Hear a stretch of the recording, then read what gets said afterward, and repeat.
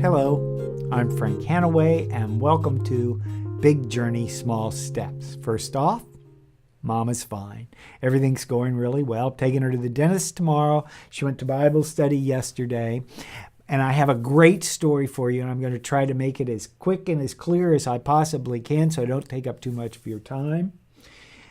The assisted living facility that my mother stays in, which I from now on will call ALF because that's what we call them, assisted living facility, is owned by a wonderful lady named Ava who is from the Philippines. She has 4 children.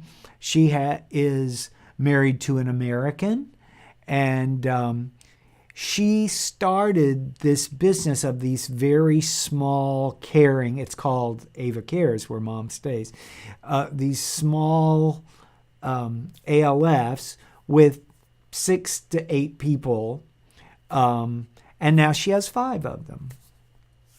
And she hires Filipino people to work there for her. And I've never had, not even the slightest glimmer of a thought of anything not being done well. I really honestly, I can't think of an incident, and we've been there a while now, 4 or 5 months, something like that. So anyway, 5 months, 6, maybe we're in the 6th month. So anyway, Ava, the owner, invited me a couple months ago to her birthday party, which she was giving a big birthday, and it turns out it was in a hotel in a Holiday Inn in town. And she invited me, and she told me, and when I think back, I know she said this, and I wasn't listening carefully enough, to a masquerade ball. It was on the 28th of October, and it was for her birthday. I immediately translated that into Halloween birthday party with costumes. And I said to her right away, oh, I can't wait to pick out my costume. And then I've talked to her several times. And at some point, I decided to go and drag as Stevie Nicks.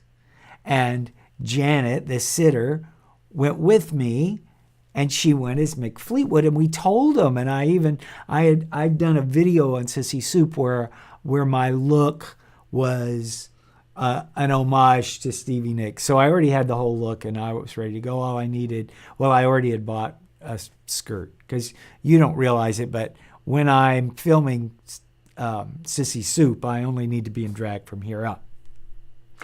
So everybody knew the young ladies at the ALF who were also going, who were performing and were planning all these incredible things. They knew what I was going to do. They'd seen pictures, everything. We'd all talked about it. So Janet and I get there. And the first person we see is Ava. And she's hiding because she's supposed to make an entrance. But she very graciously took us to the big room where the party was going on. We got our table and we went and sat down. And Janet leaned over to me and said, Frank, we're the only 2 people in here who are in costumes. And that was true. The vast majority of the guests, out of about 150 people, were Filipino, and probably the majority of them were young women who had either worked with or worked for Ava or knew them from the community. I don't know. We're going to ignore Sita barking. So, anyway, and they're all dressed to the nines in evening gowns, and the men are in suits, and they're all wearing masquerade masks. So I thought, oh my gosh, I've committed this terrible faux pas. Even though I knew I'd talked to them about it and showed them what I was going to do, I thought maybe they were just being tolerant with me. So anyway, it was hysterical. First of all, it was the loveliest event I have been to in quite some time. There were all these tributes to Ava. There was a video tribute. They had 2 different female singers come in and sing, and the women from the ALFs and Ava's daughter put together these numbers. They did Proud Mary by the Tina Turner version with them all and so forth. And it was done. It was done. The food, I'm vegetarian. They had food for me to eat. Most Filipino people are not vegetarian, I can tell you, but there were grilled vegetables and a wonderful salad and a vegetarian risotto, and oh my gosh, everything about it was fabulous, and we were treated with so much respect. The funny thing was, too, while I'm sitting there, I'm thinking, well, if we'd gone to any party, Janet had little skinny jeans and a white shirt and a vest and a black hat, and she had a wig pulled back and a ponytail. I said, if we'd have gone to any American party dressed the way we were dressed, anybody would have walked up, looked at us and go, oh, there's Stevie Nicks and Mick Fleetwood. But the Filipino people had no idea who Stevie Nicks and Mick Fleetwood are. It was hysterical. And so I began to feel like a transgender woman because I was a person with a male body completely dressed as a woman. And it was interesting. They treated, and they must have thought, some of them must have thought the same thing. It helped kind of that Janet was there because hers looked a little more costumey than mine, but well, I'll put a picture of what we looked like. I'll put the picture up.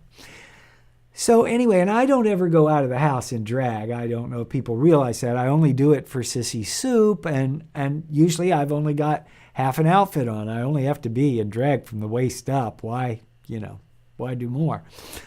So anyway, it was a lovely evening. I thought a lot about what it means to be transgender and that I was in this bubble of safety because, for one thing, it was Halloween. You can dress however you want on Halloween. And but I thought, what does it feel like, especially those first few times you go out dressed as a woman and maybe you haven't done hormone replacement therapy, maybe you look really male. I've known transgender people that, didn't make really pretty women. I mean, it's nice if you do, but that's not what it's about. And then there was the question of the bathroom. Since I'm politically savvy on these issues, I know that you should go to the bathroom of the gender that you identify with. And so I know I was going in the men's room, but the logistics I did go in a stall. Too much information? The logistics of gathering up a full circle skirt that went to the floor, about 9 yards of fabric, was interesting. I got to talk to Ava today and thank her so much, and she was just delighted at the way we looked. It was very special. Thank you for listening. Thank you for spending time with me today. From the bottom of my heart, I wish you peace and joy.